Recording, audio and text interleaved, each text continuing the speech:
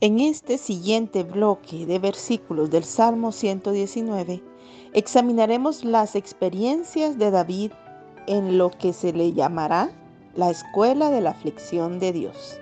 En el transcurso de este salmo, David ha expresado repetidamente la pasión que siente por aprender la palabra de Dios.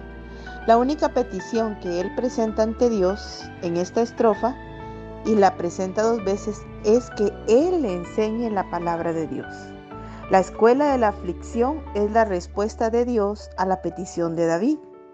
Toda esta estrofa tiene que ver con la aflicción. Toda escuela tiene como propósito enseñar una disciplina particular, una verdad fundamental.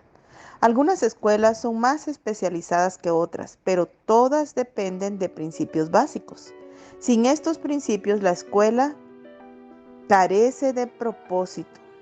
La escuela de la aflicción no es la excepción. En el versículo 65, que dice: bien has hecho con tu siervo, oh Jehová, conforme a tu palabra. David enuncia un principio que siempre es cierto. Si queremos hacer frente a la aflicción en nuestras vidas, es necesario primero considerar esta verdad. Y esta contempla 2 verdades. La primera es que Dios hace bien con sus siervos. Cada vez que la aflicción llegue a nuestras vidas, necesitamos asirnos de esta verdad, repetirla en nuestra mente y decirla varias veces. Dios hace bien con sus siervos. Si no logramos comprender esto, podríamos albergar amargura contra Dios porque Él ha permitido que algo malo nos ocurra. La mayor parte de nuestras aflicciones ocurren sencillamente porque vivimos en un mundo corrompido por el pecado. No se nos olvide, la muerte, el sufrimiento, el dolor, nunca formaron parte del plan de Dios, sino que surgieron como consecuencia del pecado del hombre. Otro tipo de aflicción puede ser resultado de nuestra ignorancia, de pecados específicos que hayamos cometido o que hayamos violado algún principio fundamental. No podemos culpar a Dios por estas cosas.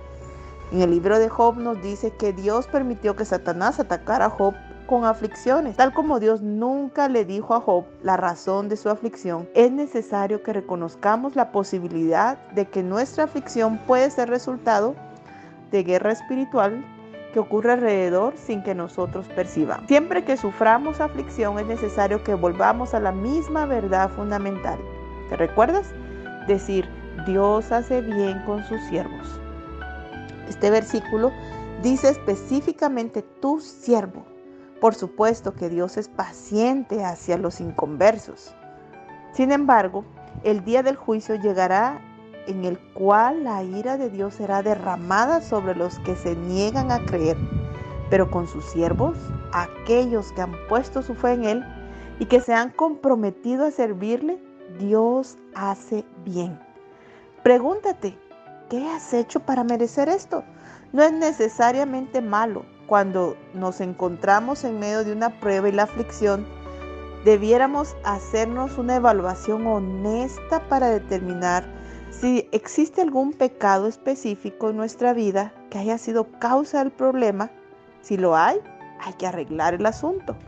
Responda de manera bíblica y permita que Dios restablezca las cosas en la vida, en su vida. Si las circunstancias están verdaderamente fuera de control, no permitas que se albergue amargura en tu corazón. Recuerda que Dios hace bien con sus siervos. Esta es la verdad fundamental para hacer frente a la aflicción. Es posible hallar evidencia que apoya esta verdad en toda la Biblia. Lo leemos en 1 Corintios 3. Existe otro pasaje en los Salmos que confirma esta verdad. Dios hace bien con sus siervos. El Salmo 103, 13 y 14. Y jamás permite que pasemos por un fuego que no podamos soportar. ¿Te das cuenta? Dios conoce nuestras limitaciones. Una segunda verdad, pero no menos importante, se encuentra en el versículo 65. Dios dice, Dios hace bien con sus siervos conforme a su palabra. La manera en que Dios trata con todo asunto de su vida, de nuestra vida, es conforme a su palabra. Nada ocurre que en nuestra vida que no podamos explicar con la palabra de Dios. No existe situación a la cual no se pueda responder conforme a la palabra de Dios. Es un tremendo consuelo poder decir esto, porque es algo que nos ayuda a ser consistentes. Todo lo que hace es conforme a su palabra. Sí, te puedes anticipar, puedes hallar salidas al laberinto en tu vida, puedes encontrar esas aflicciones, pero puedes descubrir cómo salir de ellas, aprender de ellas.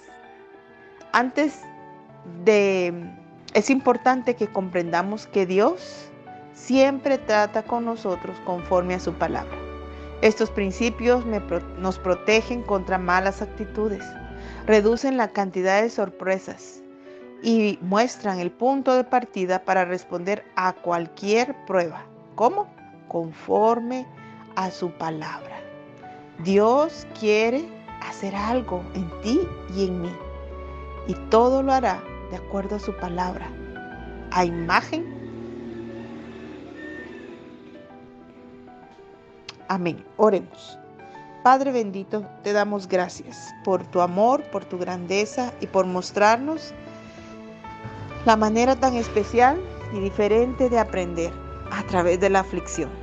Danos ese corazón, abre nuestro entendimiento y ayúdanos a aprender y caminar firmes, confiados en que tú estás con nosotros.